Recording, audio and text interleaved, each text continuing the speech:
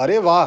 अब ईडी भी स्टार बन गई है। तो जनाब, आज की कहानी सिर्फ ईडी की गिरफ्तारी नहीं, बल्कि अंबानी परिवार की सियासी और कारोबारी गाथा है। ईडी ने पकड़ा है रिलायंस पावर का टॉप एग्जीक्यूटिव अशोक कुमार पाल, जो अनिल अंबानी के बेहद भरोसेमंद थे। और जैसे ही ये खबर बाहर आई, दिल्ली से मुंबई तक व्हाट्सएप यूनिवर्स में सनसनी फैल गई। लोग बोले, अरे भाई, अब तो अंबानी भी लाइन में है।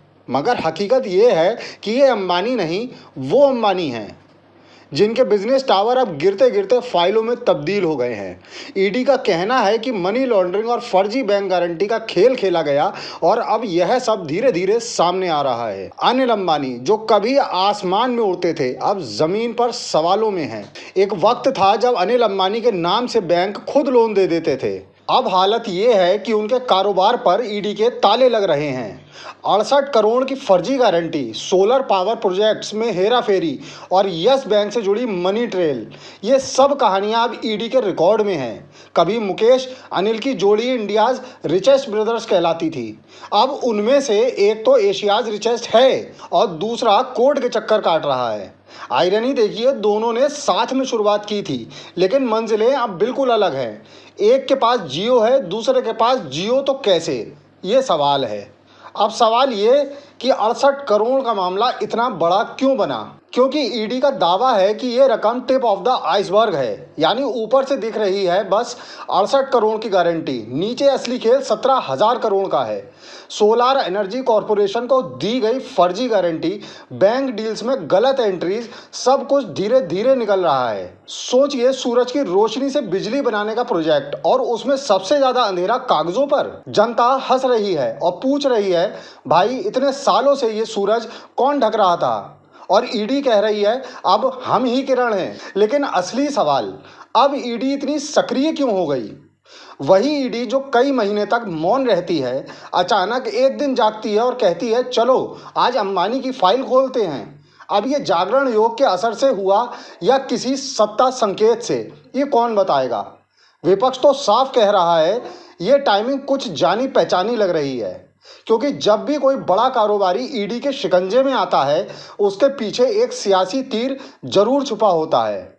और जनता कहती है भ्रष्टाचार मिटाओ, लेकिन चुनाव से ठीक पहले क्यों? मीडिया का रोल भी कम दिलचस्प नहीं है। आजकल न्यूज चैनल्स पर ईडी की खबरें ऐसे आती हैं जैसे कोई ट्रेलर लॉन्च हुआ हो, एक्सक्लूसिव विजुअल्स, ईडी की बड़ी कार्रवाई, लेकिन सवाल वो गायब। कोई नहीं पूछता कि इतने सालों से ये फर्जी गारंटी किसकी नाक के नीचे चल रही थी। किसी को यह नहीं सोचता कि बैंक और मंत्रालय की मिली भगत बिना इतनी बड़ी रकम कैसे घूमी। लेकिन पूछने की हिम्मत कौन करे? पूछोगे तो बुलावा आ जाएगा। ईडी आपको कल 11 बजे याद कर रही है। अब आइए कहानी के असली ट्विस्ट पर। मुकेश अंबानी कहाँ हैं? अब अनिल संकट में है तो बड़ा भाई मुकेश अंबानी मदद क्यों नहीं कर रहे? ये सवाल हर चाय की टपरी पर पूछा जा रहा है। अरे भाई, इतना पैसा है, थोड़ा भाई को भी दे दो। लेकिन जवाब बड़ा बिजनेस वाला है। रिपोर्ट्स कहती हैं कि मुकेश ने एरिक्सन केस में भी अनिल की पर्सनल मदद नहीं की थी। वो 460 करोड़ की रकम आरकॉम ने अपनी संपत्ति बेचकर जुटाई थी। अनिल ने भले ही मुकेश नीता का शुक्रिया किया हो, लेकिन हकीकत में ये कोई भाईचारे की फंडिंग नहीं थी। यानी जो दिखा वो रेशम, जो चला वो कैलकुलेशन। असली कारण भरोसा और बिजनेस के बीच दरार। इकोनॉमिक्स टाइम्स और टाइम्स ऑफ इंडिया की रिपोर्ट्स बताती है कि मुकेश को अनिल पर भरोसा नहीं था। अनिल की पीस ऑफर को भी मुकेश ने पब्लिकली डाउट किया था। यानी मामला अब सिर्फ पैसों का नहीं, विश्वास का भी है। जब रिलायंस के स्पेक्ट्रम एक्सपेक्ट्स को जियो को बेचने की कोशिश हुई, तब भी मुकेश ने अनिल के पुराने लोन की गारंटी देने से मना कर दिया। भाईचारा भावनाओं से चलता है, लेकिन बिजनेस में भावनाएं नुकसान लिखवा देती हैं। शायद यही सोच मुकेश ने अपनाई। लेकिन ये चुप्पी भी राजनीति से जुड़ी है, क्योंकि मुकेश जानते हैं एक गलत कदम और पूरा अंबानी साम्राज्य विपक्ष के निशाने पर आ सकता है। अनिल के कई केस सीधे बैंकिंग फ्रॉड और सरकारी प्रोजेक्ट से जुड़े हैं। ऐसे में अगर मुकेश खुलकर मदद करते हैं तो सवाल ये उठेगा, क्या दोनों भाई साथ मिलकर फर्जीवाड़ा कर रहे थे? इसलिए ये साइलेंस भी एक सियासी सुरक्षा कवच है। और इसी वजह से मुकेश आज भी अपने बिजनेस को पॉलिटिकल एंगल से पूरी तरह दूर रखे हुए हैं। अब रिलायंस का असली मतलब बदल गया। कभी रिलायंस का मतलब होता था विश्वास, अब इसका अर्थ हो गया है रिलेशनशिप में डिस्टेंस। अनिल अंबानी की मुश्किलें अभी खत्म नहीं हुई। ईडी की फाइल खुली है, कोर्ट की लाइन लगी है, तो अब भाई की तरफ से मदद बंद है। पर याद रखिए, ये भारत है जहां हर गिरफ्तारी एक नई राजनीतिक कहानी होती है। और जैसे न्यूज़ नशा कहता है, ईडी के छापे नहीं, सत्ता के साए हैं। जहां ताकत है वहीं कहानी बनती है। अरे वाह, अब ईडी भी स्टार बन गई है। तो जनाब, आज की कहानी सिर्फ ईडी की गिरफ्तारी नहीं, बल्कि अंबानी परिवार की सियासी और कारोबारी गाथा है। ईडी ने पकड़ा है रिलायंस पावर का टॉप एग्जीक्यूटिव अशोक कुमार पाल, जो अनिल अंबानी के बेहद भरोसेमंद थे। और जैसे ही ये खबर बाहर आई, दिल्ली से मुंबई तक व्हाट्सएप यूनिवर्स में सनसनी फैल गई। लोग बोले, अरे भाई, अब तो अंबानी भी लाइन में है। मगर हकीकत ये है कि ये अंबानी नहीं, वो अंबानी हैं जिनके बिजनेस टावर अब गिरते गिरते फाइलों में तब्दील हो गए हैं। ईडी का कहना है कि मनी लॉन्ड्रिंग और फर्जी बैंक गारंटी का खेल खेला गया और अब यह सब धीरे धीरे सामने आ रहा है। अनिल अंबानी, जो कभी आसमान में उड़ते थे, अब जमीन पर सवालों में हैं। एक वक्त था जब अनिल अंबानी के नाम से बैंक खुद लोन दे देते थे। अब हालत ये है कि उनके कारोबार पर ईडी के ताले लग रहे हैं। 68 करोड़ की फर्जी गारंटी, सोलर पावर प्रोजेक्ट्स में हेरा फेरी और यस बैंक से जुड़ी मनी ट्रेल, ये सब कहानियां अब ईडी के रिकॉर्ड में हैं। कभी मुकेश अनिल की जोड़ी इंडियाज रिचेस्ट ब्रदर्स कहलाती थी। अब उनमें से एक तो एशियाज रिचेस्ट है और दूसरा कोर्ट के चक्कर काट रहा है।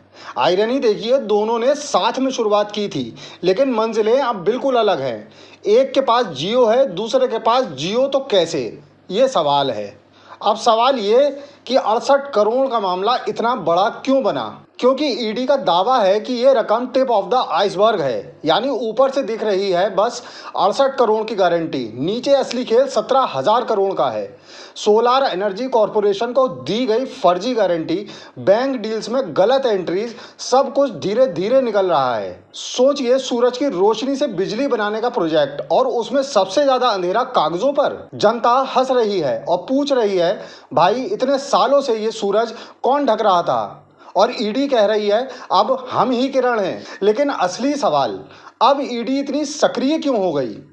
वही ईडी जो कई महीने तक मौन रहती है, अचानक एक दिन जागती है और कहती है, चलो आज अंबानी की फाइल खोलते हैं। अब ये जागरण योग के असर से हुआ या किसी सत्ता संकेत से, ये कौन बताएगा? विपक्ष तो साफ कह रहा है ये टाइमिंग कुछ जानी पहचानी लग रही है, क्योंकि जब भी कोई बड़ा कारोबारी ईडी के शिकंजे में आता है, उसके पीछे एक सियासी तीर जरूर छुपा होता है। और जनता कहती है भ्रष्टाचार मिटाओ, लेकिन चुनाव से ठीक पहले क्यों? मीडिया का रोल भी कम दिलचस्प नहीं है। आजकल न्यूज़ चैनल्स पर ईडी की खबरें ऐसे आती हैं जैसे कोई ट्रेलर लॉन्च हुआ हो, एक्सक्लूसिव विजुअल्स, ईडी की बड़ी कार्रवाई, लेकिन सवाल वो गायब। कोई नहीं पूछता कि इतने सालों से ये फर्जी गारंटी किसकी नाक के नीचे चल रही थी। किसी को यह नहीं सोचता कि बैंक और मंत्रालय की मिली भगत बिना इतनी बड़ी रकम कैसे घूमी। लेकिन पूछने की हिम्मत कौन करे? पूछोगे तो बुलावा आ जाएगा। ईडी आपको कल 11 बजे याद कर रही है। अब आइए कहानी के असली ट्विस्ट पर। मुकेश अंबानी कहाँ हैं? अब अनिल संकट में है तो बड़ा भाई मुकेश अंबानी मदद क्यों नहीं कर रहे? ये सवाल हर चाय की टपरी पर पूछा जा रहा है। अरे भाई, इतना पैसा है, थोड़ा भाई को भी दे दो। लेकिन जवाब बड़ा बिजनेस वाला है। रिपोर्ट्स कहती हैं कि मुकेश ने एरिक्सन केस में भी अनिल की पर्सनल मदद नहीं की थी। वो 460 करोड़ की रकम आरकॉम ने अपनी संपत्ति बेचकर जुटाई थी। अनिल ने भले ही मुकेश नीता का शुक्रिया किया हो, लेकिन हकीकत में ये कोई भाईचारे की फंडिंग नहीं थी। यानी जो दिखा वो रेशम, जो चला वो कैलकुलेशन। असली कारण भरोसा और बिजनेस के बीच दरार। इकोनॉमिक्स टाइम्स और टाइम्स ऑफ इंडिया की रिपोर्ट्स बताती है कि मुकेश को अनिल पर भरोसा नहीं था। अनिल की पीस ऑफर को भी मुकेश ने पब्लिकली डाउट किया था। यानी मामला अब सिर्फ पैसों का नहीं, विश्वास का भी है। जब रिलायंस के स्पेक्ट्रम एक्सपेक्ट्स को जियो को बेचने की कोशिश हुई, तब भी मुकेश ने अनिल के पुराने लोन की गारंटी देने से मना कर दिया।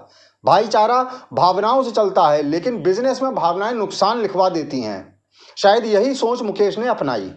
लेकिन ये चुप्पी भी राजनीति से जुड़ी है, क्योंकि मुकेश जानते हैं एक गलत कदम और पूरा अंबानी साम्राज्य विपक्ष के निशाने पर आ सकता है। अनिल के कई केस सीधे बैंकिंग फ्रॉड और सरकारी प्रोजेक्ट से जुड़े हैं। ऐसे में अगर मुकेश खुलकर मदद करते हैं तो सवाल ये उठेगा, क्या दोनों भाई साथ मिलकर फर्जीवाड़ा कर रहे थे?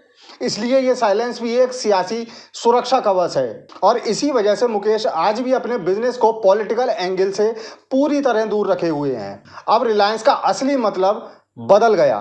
कभी रिलायंस का मतलब होता था विश्वास, अब इसका अर्थ हो गया है रिलेशनशिप में डिस्टेंस। अनिल अंबानी की मुश्किलें अभी खत्म नहीं हुई। ईडी की फाइल खुली है, कोर्ट की लाइन लगी है, तो अब भाई की तरफ से मदद बंद है। पर याद रखिए, ये भारत है जहां हर गिरफ्तारी एक नई राजनीतिक कहानी होती है। और जैसे न्यूज़ नशा कहता है, ईडी के छापे नहीं सत्ता के साए हैं, जहां ताकत है वहीं कहानी बनती है। और आप हमसे जुड़े रहने के लिए सब्सक्राइब करें YouTube पर, फॉलो करें Twitter पर और लाइक करें Facebook पर। और ज्यादा जानकारी के लिए आपको टाइप करना होगा सिर्फ न्यूज़ नशा।